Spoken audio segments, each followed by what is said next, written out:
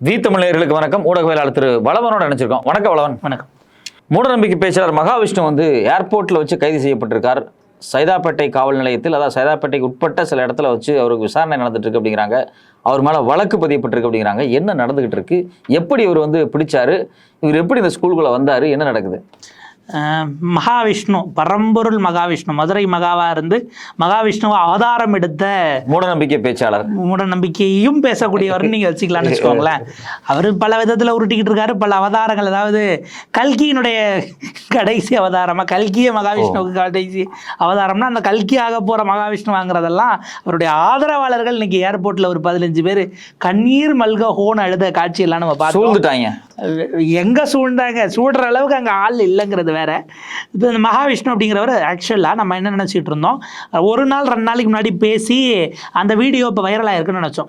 கிட்டத்தட்ட 10 நாளுக்கு முன்பாக பேசப்பட்ட பேச்சு. பேசிட்டு அவர் ஆஸ்திரேலியாவுக்கு அவருடைய ப்ரோக்ராம் ஷெடியூலுக்கு கிளம்பி போயிட்டார். அதை அவங்க சேனலில் எடிட் பண்ணி ஏற்றின பிறகு தான் அது கோட் படம் ரிலீஸ் ஆன அன்னைக்கு எதேச்சையாக வைரல் ஆச்சுன்னு வச்சுக்கோங்களேன். அதுக்கு பிறகு தான் போட்டு எல்லாம் அடித்தாங்க. ஆக்சுவலாக தேடி பார்த்துட்டு ஆள் இல்லை, ஆஸ்திரேலியா போயிட்டாருன்னு ஆள் அப்ஸ்காண்டுன்னு நினச்சாங்க. தலைமறைவு. ஆனால் இது 8 நாளைக்கு முன்னாடி பேசிட்டு ஆக்சுவல் ஷெடியூலில் போனது அப்படின்னும் போது இந்த ஆடு அதுவாகவே வெட்டுறதுக்கு தலையை கொடுக்குற மாதிரி அப்படின்னு ஒரு விஷயம் சொல்லுவாங்க இல்லையா, ஒரு ஓமைக்கு. அந்த மாதிரி அவராக என்ன பண்ணார், எனக்கு இமீடியட்டாக சிங்கப்பூரில் 8 ப்ரோக்ராம் இருக்குது, உன்னை நினைத்துன்னு ஒரு படம் வந்திருக்கும், அதில் ஃபோனில் எல்லாம் சொல்லுவாங்க இல்லையா. ஆமாம்மா, எனக்கு நெக்ஸ்ட் வீக் கென்யா போகிறேன், அங்கே ஒரு 1 வீக் ப்ரோக்ராம் இருக்குது. அடுத்து அமெரிக்கா போகிறேன், அங்கே ஒரு 3 days ப்ரோக்ராம் இருக்குது. அடுத்து உக்ரைனு, இப்படியே தான் நெக்ஸ்ட் ஒரு 45 daysக்கு அவுட்டோர்லேயே தான், வெளிநாட்டிலே தான் இருப்பேன். நீங்கள் சொன்னீங்கன்னா இந்தியா வருவேன் பாருல.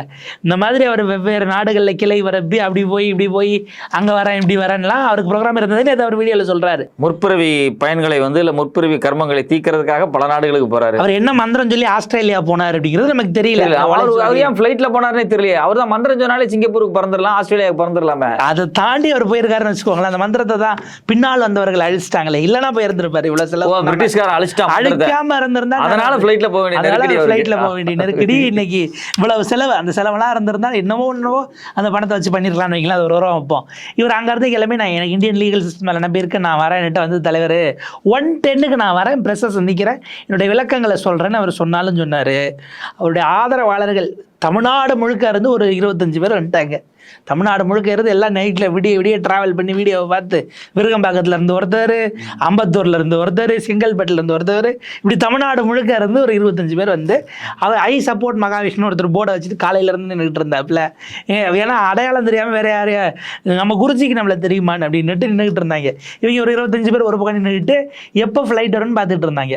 இதுக்கு முன்னாடி ஒரு 50 பேர் போய் யார் நம்முடைய ஊடகவியலாளர்கள் அவங்க என்னன்னா வச்சு கண்டென்ட்னா இன்னைக்கு இங்கே இந்த கோட்டை பிரியாணி போட்டுடலாங்கிற ரேஞ்சுக்கு.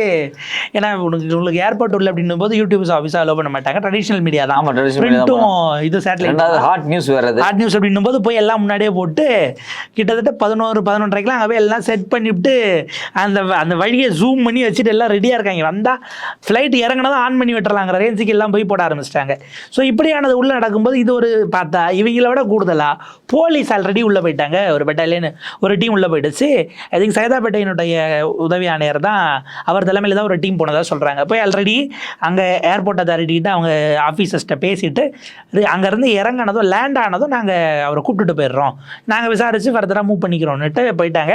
இவங்க உடனே 1 மணிலேருந்து லைவ் நம்ம ஆட்கள் வளைச்சு ஓட்டிகிட்டு இருந்தால் வருவார் எங்கன்னு பார்த்துக்கிட்டு இருந்தா ஆனால் அப்புறமா ஒரு கிட்டத்தட்ட ஒரு எல்லாரும் இறங்கி வந்துட்ட பிறகு அந்த ஃப்ளைட்டில் வந்தவங்கெல்லாம் பைலட் வரைக்கும் இறங்கி எல்லாம் கிளம்பி போன பிறகு அதுக்கப்புறம் தான் கண்டுபிடிக்கிறாங்க. போலீஸ் ஆல்ரெடி வந்து அவரை கூப்பிட்டு விசாரணைக்கு அவங்க தேவர் டேக்கன் அப்படிங்கிறது தான் கூப்பிட்டுட்டு போயிட்டாங்க. அது விசாரணையா கைதா என்னங்கிறது ஃபர்தர் ப்ரொசீஜரில் பார்த்துக்கலான்ட்டு அவங்க பின்பக்கமாக வேற கேட் வழியா, ஏன்னா அந்த மெயின் கேட்டில் எவ்வளோ அலப்பறம் இருக்குன்னு தெரியும்.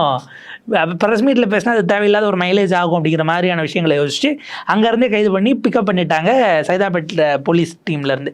ஏன்னா இங்கே சைதாப்பேட்டில் ஒரு கம்ப்ளைண்ட் கொடுத்தாங்க, திருவொற்றியூரில் ஒரு கம்ப்ளைண்ட் கொடுத்தாங்க, இது போக வேறு சில இடங்கள்லையும் கொடுக்கப்பட்டிருக்கு. இதில் சைதாப்பேட் போலீஸ் தான் வந்து பிக்கப் பண்ணியிருக்காங்கிறத பார்க்குறோம். நம்ம டிவி சேனல்ஸ் எல்லாம் வந்து பார்த்திங்கன்னா கிட்டத்தட்ட ஒரு 2000 ஜெயலலிதா இறப்புக்கு பிறகு இந்த ஓபிஎஸ் தவம் பண்ணார்ல, அது வேறு என்ன தர்ம யுத்தம், அந்த காலகட்டத்தில் ஒரு டெக்னிக் கண்டுபிடிச்சாங்க. அதுக்கு முன்னாடி வரைக்கும் அது டிபேட்டில் மட்டும் தான் அந்த ஃபார்மேட் இருக்கும். இந்த டிவி ஸ்க்ரீனை 3ஆக வகுத்துட்டு அப்படியே இங்கே காட்டுவாங்க, அங்கே காட்டுவாங்க, இப்படி காட்டுவாங்க. ஓபிஎஸ் தியானம் பண்ணுவாப்புல, சசிகலா முதலமைச்சர் ஆகணும்னு 10 பேர் கத்திக்கிட்டு இருப்பாங்க. இந்த பக்கம் பார்த்தா கவர்னர் மாளிகை, அப்படி மாற்றி மாற்றி இதை ஜூம் பண்ணி அங்கே வந்து இந்த மாடலில் சைதாப்பேட்டை காவல் நிலையம், அடையாறு காவல் நிலையம், குமரன் நகர் காவல் நிலையம், நம்ம கண்ணகி நகர் பக்கத்தில் அங்கே குமரன் நகர் இருக்குல்ல போலீஸ் ஸ்டேஷன். ஏன்னா எங்கே போலீஸ் கூட்டு போனாங்கன்னு தெரில, கூட்டு போனது எந்த போலீஸ்னு தெரில, ரிப்போர்ட்டர்ஸ் எல்லாம் அங்கே அனுப்பிட்டாங்க. உடனே நீங்கள் ரமேஷ் நீங்கள் இப்போ அங்கே தான் இருக்கிறீங்க, என்ன நடந்துக்கிட்டு இருக்கு அப்படின்னா அவர் அடையாறு காவல் நிலையத்தில் நம்ம இங்கே பார்த்துக்கிட்டு இருக்கிறோம். பார்த்தீங்க அப்படின்னா ஒரு மதியான நேரத்தில் இன்றைக்கி நம்ம இருக்கிறோம், வந்துகிட்டு இருக்கு. காவல்துறை அங்கேருந்து பிக்கப் பண்ணதாக சொல்கிறாங்க. அது அடையாறு காவலர்களா அப்படிங்கிற சந்தேகமும் இருக்குது. இங்கே அழைச்சிட்டு வருவாங்களா இல்லை வேற இடத்துல வச்சுருப்பாங்களா, கூப்பிட்டு வருவதற்கான அறிகுறி ஏதாச்சும் தெரியுதா, அங்கே தான் அந்த போலீஸ்காரங்களா அப்படிங்கிறத விசாரிச்சிங்களா, சாப்பாடு கொடுத்தாங்களா அவருக்கு காலைல, இப்படி 3 இதுலையும் போட்டு எங்கே போனா இருக்கிறதே யாருக்கும் தெரியல. ஆனால் எல்லாரும் லைவ் பண்ணுறாங்க, எல்லா செய்தியாளர்களும் களத்தில் இருந்து பண்ணி எல்லாம் போட்டுட்ட பிறகு ஒரு 1 hour கழிச்சு தான் சைதாப்பேட்டில் இருந்தால் பிக்கப் பண்ணியிருக்காங்க. ஒரு ரகசிய இடத்துல வச்சு விசாரிக்கிறாங்க. விசாரிச்சுட்டு ஃபார்மலாக அவரின் மீது 5 வழக்குகள் பாய்ந்திருக்கிறது. 5 பிரிவுகளில் வழக்குகள், 5 வழக்குகளில் 5 பிரிவுகளில் எஃப்ஐஆர் ஃபைல் பண்ணியிருக்காங்க அப்படிங்கிறது. ஏன்னா இவர் அங்கே வர்றதுக்கு முன்னாடி நேற்று லீகல் எக்ஸ்பர்ட்ஸோட சில டிஸ்கஷன்ஸ் எல்லாம் போயிடுச்சு. அதன் அடிப்படையில் 5 பிரிவுகளில் வழக்குகள் பாய்ந்திருக்கிறது. 5க்கான செக்ஷன்ஸ் மேபி இன்று இரவு போல் ரிலீஸ் ஆகலாம். ஏன்னா இப்போ இப்படியான ஒரு பேக்ரவுண்டுக்கு வரும்பொழுது நீங்கள் தெரிஞ்சோ தெரியாமலோ இதில் வந்து மைலேஜ் எடுப்பதற்காக ரைட் விங் ஃபோர்ஸஸ் ஆல்ரெடி இறங்கிடுச்சு, ரொம்ப தீவிரமாக வேலை பார்த்துக்கிட்டு இருக்கிறாங்க. அவரை தங்கள் வயப்படுத்துறது ஆக்சுவலாக மகாவிஷ்ணு எதிர்பார்த்துக்கிட்டு இருந்த அந்த ஒரு நொட்டோரியஸான திடீர்னு பேசுபொருளாய் வைரல் ஆகிறதுக்கான ஒரு இடத்த, ஒரு வாய்ப்பை ஏற்படுத்தி கொடுத்துட்டாங்களோ அப்படிங்கிற ஒரு கேள்வி முயற்சி பண்ணியிருக்கலாம். அந்த வீடியோவை வெளியிட்டு நம்ம ஒரு மைலேஜை தேடலாம்னு அவரு ஒரு பக்கம் முயற்சி பண்ணி அதை தேடி நேஷனல் லெவலில் நம்ம வந்து பார்த்தீங்க அப்படின்னா பிஜேபி அவங்களா கூப்பிட்றதுக்கும் நம்ம போய் சேர்றதுக்கும் வித்தியாசம் இருக்குல்ல, அப்படியான ஒரு மைலேஜும் இதில் இருக்கா அப்படிங்கிற ஒரு கேள்வி இருக்குது. இப்போ 5 பேர்கள் வழக்கு பதிவு பண்ணி போயிருக்காங்க. இதில் அவங்க ஆதரவாளர்கள்லாம் நின்றுக்கிட்டு அப்படி ஏர்போர்ட்டில் கதறாங்க. ஏன்னா நம்ம டீம் காலையில் 11 மணிக்கே போயிடுச்சு, எல்லாம் 2 யூனிட்டை போட்டு ஏர்போர்ட்டுக்கு அனுப்பிட்டாங்க. சும்மா வந்தால் இங்கே டெஸ்கில் பிளந்துருவாங்க. அதனால் அவங்க ஆதரவாளர்களை பிடிச்சி தனித்தனியாக போயிட்டு சேர்ந்து பைட்டு அவங்க ஞான கண்ணை திறந்தவரை எங்கள் குருஜி தான்.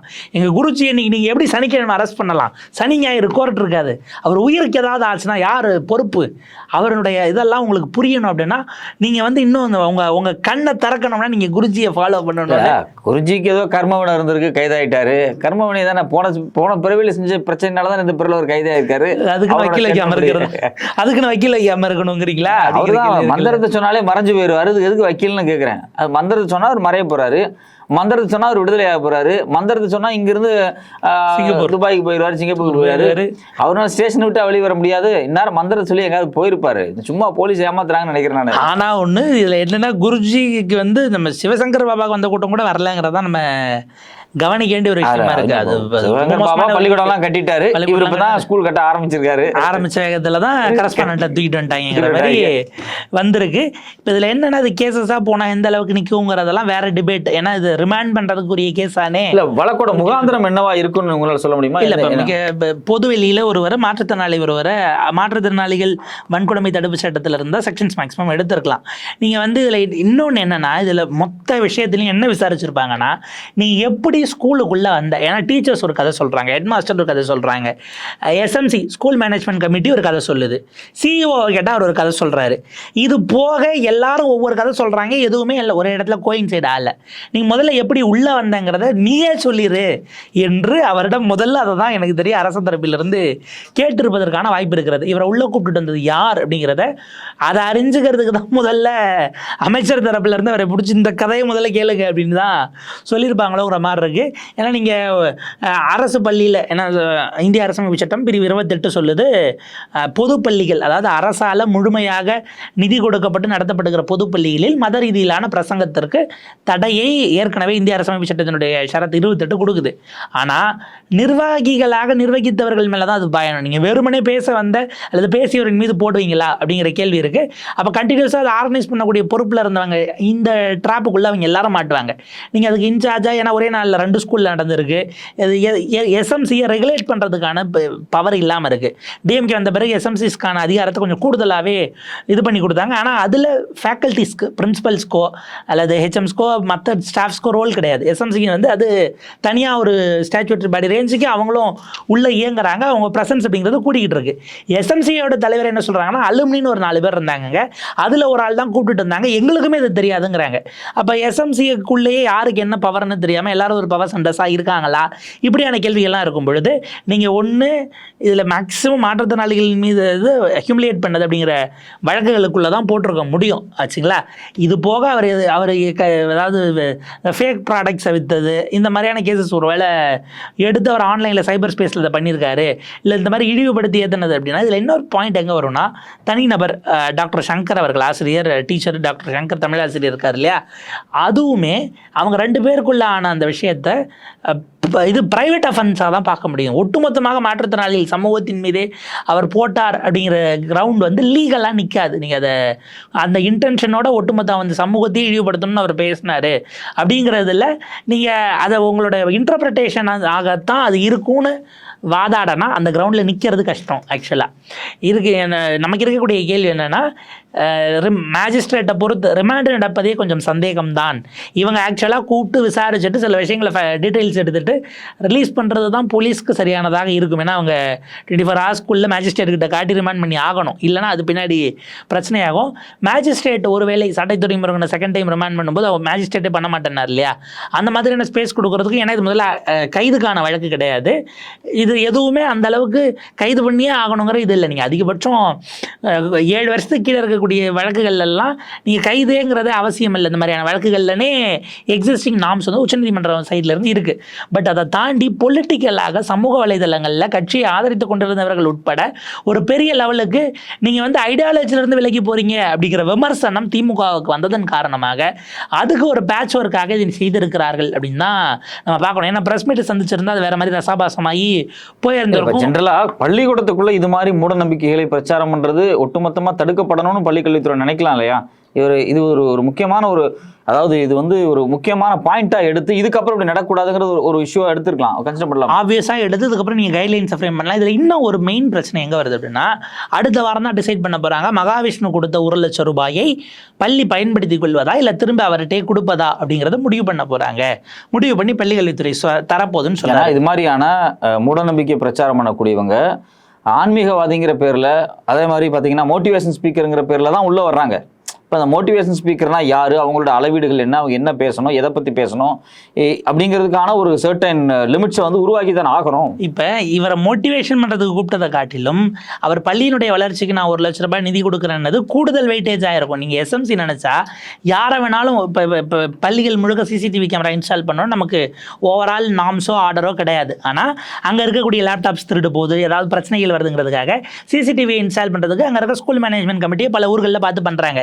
இதுக்கு ஃபண்டு கொடுக்கக்கூடிய யாராவது ஒருத்தவங்க கிட்ட இருந்து வாங்கிட்டு நிகழ்ச்சி நடத்தி அவங்களை சிறப்பு அழைப்பாளராக எஸ்எம்சி கூப்பிடலாங்கிற விஷயம் இருக்குது. இதில் எங்கே பிரச்சனை வருதுன்னா, இந்த 1 லட்சமோ 50,000மோ வெளியிலேருந்து தேர்ட் பார்ட்டியோ ஒரு என்ஜிஓவோ கொடுத்தாதான் இருக்கிற இன்ஃப்ராஸ்ட்ரக்சரை மெயின்டைன் பண்ண முடியுங்கிற இடத்துக்கு பள்ளியினுடைய கட்டமைப்புகள் இருக்கிற இடம் இருக்குது இல்லையா, நம்ம அங்கே அட்ரஸ் பண்ணோன்னா தான் தேர்ட் பார்ட்டியினுடைய தேவை இல்லாமலே பள்ளியினுடைய அந்த மெயின்டெனன்ஸ் இன்ஃப்ராஸ்ட்ரக்சர் அடுத்த கட்டத்துக்கான எவல்யூஷன்ங்கிறது சரிவர வந்துருச்சுன்னா தேர்ட் பார்ட்டிக்கான ஸ்பேஸு தேவை இல்லை, இன்னொரு இடத்துல ஃபண்டு வாங்கி இதை பண்ண வேண்டியது அப்படிங்கிற ஒரு சூழல். கல்வித்துறை அதுக்கான நிதியை ஒதுக்கிட்டு தான் இருக்கு. தமிழ்நாடு முழுக்க இன்னமும் நமக்கு அங்கொன்றும் இங்கொன்றுமாக ரொம்ப மோசமா ரூஃப் இருக்கு, இல்லை கட்டணம் இடிஞ்சு விழுந்துங்கிற செய்திகளை நம்ம ரொட்டீனாக பார்த்துட்டு இருக்கோம். இல்லை அங்கே உள்ள உட்கார முடியலன்ட்டு மாணவர்கள் வந்து மரத்தடியில் உட்காடுறாங்கிற அந்த செய்திகளும் வருது இல்லைங்களா. நீங்கள் பீரியாடிக்கெல்லாம் எவ்வளோ வருடங்கிறதுக்கு அந்த கட்டடத்துக்கான இது இருக்குது, அது எப்போ கட்டப்பட்ட கட்டணம், ஒரு பர்டிகுலர் இயர்ஸ்க்கு அப்புறம் அது திரும்ப நீங்கள் ரீஸ்ட்ரக்சர் பண்ணணும், ரெனோவேட் பண்ணணும், இல்லை இதெல்லாம் பண்ணப்பட்டதா. ஏன்னா தமிழ்நாட்டில் அவ்வளோ பள்ளிகள் இருக்குது, இது எல்லாத்துக்கும் ஃபண்டு கொடுக்கணும்னா அது முதல்ல அதனுடைய நிலை என்னங்கிறது நீங்க கணக்கெடுக்க வந்ததுக்கு பிறகு ஆரம்ப கல்வி நிலையங்களுக்கான, குறிப்பாக இப்போ வேலூர் மாவட்டத்தில் பார்த்தீங்கன்னா ஆரம்ப கல்வி நிலையங்களுடைய ஒட்டுமொத்த பேசிக் செக்ஷனையும் வந்து திருப்பி ரீபில்ட் பண்ணியிருக்காங்க அப்படிங்கிறது பொதுப்பணித்துறை அமைச்சர் துரைமுருகன் அவர்களே வந்து அதுக்கான ஆதாரத்தை ஒரு வீட்டில் பேசினார். அவர் அந்த மாவட்டத்துக்காரர், மாவட்டத்தினுடைய அமைச்சர் அவர் வரைக்கும் சொல்றாரு. பள்ளிக்கல்வித்துறை அமைச்சர் தமிழ்நாடு முழுக்க செய்யப்படுது நீங்கன்னா மென்ஷன் பண்ணார். ஏன்னா இப்போ 2 மாதத்துக்கு முன்னாடி செங்கல்பட்டில் ஒரு மேல்நிலை பள்ளியில் 10ஆம் வகுப்பு மாணவர்கள் ஸ்பெஷல் கிளாஸ்க்கு இருக்கும்பொழுது இடிஞ்சு விழுந்து மாணவர்கள் காயப்பட்டாங்கிறத பார்க்குறோம். அங்கன்வாடிகள் அந்த மாதிரி ஆச்சு, ஒரு உள்ளுக்குள்ள இது இடிஞ்சு விழக்கூடிய சூழல்ல பிள்ளைகளை வந்து டீச்சர் வெளியேற்றிட்டாங்க 3ஆம் வகுப்பு. இது மாதிரி சின்ன பலவீனங்களை பயன்படுத்தி கொண்டு, அதாவது வெளியே இருந்து ஆட்கள் 1 லட்ச ரூபா கொடுத்து நான் பேச வர்றேன், நான் 1 லட்ச ரூபா கொடுக்க போறேன், கான்ட்ரிபியூட் பண்ணாங்க அப்படிங்கிறனால ஒரு அட்ராக்ட் பண்ணி சில சித்தாந்த ரீதியாக மோசமான ஆட்கள் உள்ள வர்றாங்க அப்படின்னு நம்ம எடுத்துக்கலாம். அப்போ அதுக்கான தேவை இருக்குல்ல. இப்போ ஸ்கூல்ஸில் நம்ம கோவிட் டைம்லலாம் முடி வச்சிட்டாங்க. பல ஸ்கூல்ஸில் உள்ள அந்த இதை பூட்டை உடச்சி கம்ப்யூட்டர்ஸ்லேருந்து அத்தனையும் திருடு போய் அங்கே இருக்க பொருட்கள் இரும்பு பெஞ்சை தூக்கி கொண்டு போய் இடையில போடக்கூடிய லெவலுக்கு வேலை நடந்தது. இப்போ அதெல்லாம் ஆசிரியர்கள் ரெகுலராக வரல, ஏன்னா பள்ளிகள் மூடப்பட்டிருக்கு. இப்போ அதுக்கெல்லாம் பொறுப்பு யார் தலையில் எழுதப்படும்? ஒரு சிசிடிவி கேமரா வைக்கலாம், வச்சா சிசிடிவி கேமராவே தூக்கிட்டு போவாங்க. இவ்வளவு பிரச்சனைகள் இருக்கு. சிசிடிவி கேமரா வச்சு அந்த பள்ளிக்கூடத்துக்குள்ள மெயின்டைன் பண்றது, பள்ளிக்கூடத்துக்கான காம்பவுண்ட் சுவர் வரைக்கும் கட்ட வேண்டிய தேவை இருக்கு. ஏன்னா நீங்க அப்படியே வெறும் கட்டடத்தை விட்டு போனால் பூட்டை விட ஸ்டூல்ல போய் எடுக்கக்கூடிய வழிகள் எல்லாம் இருக்கு. நீங்க பவர் வரலன்னு பார்த்துட்டு இருந்தா டிரான்ஸ்ஃபார்மர்ல அந்த காப்பர் கம்பியை பூரா கைட்டு கொண்டு போய் வித்து போட்டதெல்லாம் இப்போ நம்ம திருநெல்வேலியில் ஒரு கிராமத்தில் பார்த்தோம் இல்லைங்களா? ஒரு வாரமாக கரண்ட் வரலன்னு அந்த ஏரியாவே கிராமமே பார்த்துட்டு என்னன்னு கம்ப்ளைண்ட் பண்ண போனால் ஈபியில் இருந்து வந்து பார்த்து டிரான்ஸ்ஃபார்மரில் இருந்த காப்பர் வேறு எங்கடானா யாராவது கைட்டு கொண்டு போயிருக்காங்க, ரேஞ்சு வந்து இருக்கிற இல்லையா?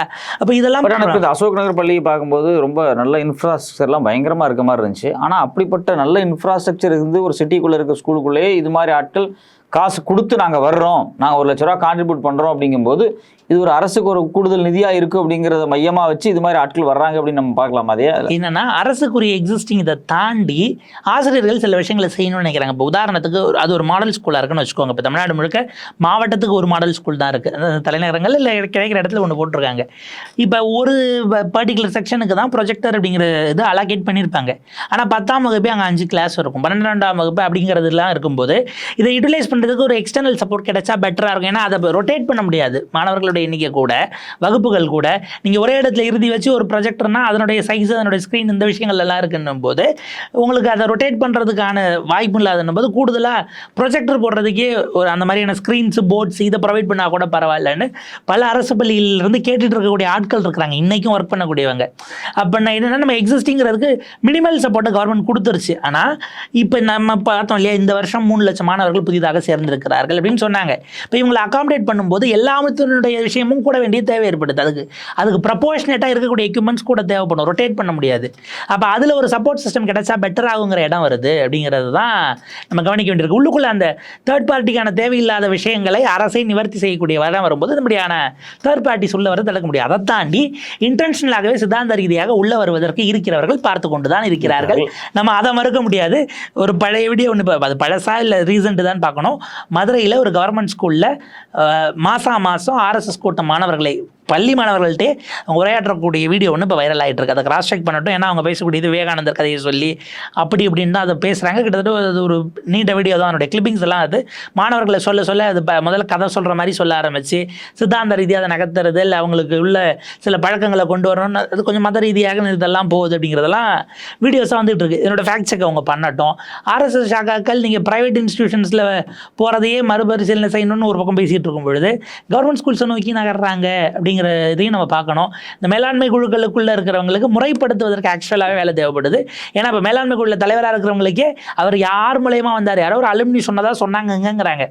பொதுப்படையாக இப்போ ஏதோ நல்லதாக பேசுறதுக்கு ஒருத்தர் கூப்பிட்டு வருவார் அப்படிங்கிற லெவலுக்கு வருது. அவர் ஸ்கூலுக்கு 1 லட்ச ரூபா பணம் கொடுக்குறாருன்னு போது கூப்பிடலாங்கிற இடத்துக்கு தான் அட் எண்ட் ஆஃப் த இடத்துக்கு வராங்க அப்படிங்கிற ஒரு பாயிண்ட் இருக்குது. இத்தனைக்கும் அசோக் நகர் ஸ்கூல் வந்து one of the model school நான் நினைக்கிறேன், நாட்டுறாங்க அதுக்கான இது. ஆனால் அதிலே இன்னும் அதாவது இருக்கிற ரிசோர்ஸஸை ஷேர் பண்ணுறது அளவுக்கு இல்லாமல் கொஞ்சம் கூடுதலான பிள்ளைகள் இருக்கிறார்கள்னும் போது கொஞ்சம் ஒரு பேக்கிங் சப்போர்ட் கிடைச்சா பரவாயில்லைங்கிற எண்ணத்திலிருந்து செய்யப்பட்டது இன்னைக்கு இந்த அளவுக்கு வந்து நிற்கிது. மகாவிஷ்ணு பல விஷயங்களுக்கான கைட்லைன்ஸை கம்ப்ளீட்டாக தமிழ்நாடு முழுக்க பள்ளி கல்வித்துறையில் இருக்கக்கூடிய பல ஓட்டை உடைச்சல்களை சுற்றி காட்டியிருக்கிறார். உணர்தலுக்கான நேரத்தை கொடுத்திருக்கிறார். இது வழக்கு ரீதியாக அவர் நிற்கிறது ரொம்ப நாளைக்கெல்லாம் உள்ள இருக்க முடியாது. முதல்ல உள்ளே போவாராங்கிறதே லீகலி நிற்கிறது கஷ்டம். ஏன்னா இன்றைக்கி உச்சநீதிமன்றத்திலிருந்து உயர்நீதிமன்றத்திலிருந்து எல்லோரும் தனிமனித சுதந்திரம் அப்படிங்கிற இடத்துல இருந்தால் நாங்கள் பார்ப்போங்கிற இடத்துக்கு வரும்பொழுது இது கைதே தேவையில்லாத ஒரு வழக்கு அப்படின்னு தான் நம்ம பார்க்க வேண்டியிருக்கு. உங்களுடைய நேரத்துக்கும் விரிவான கருத்துக்கு ரொம்ப நன்றி. மிக்க நன்றி.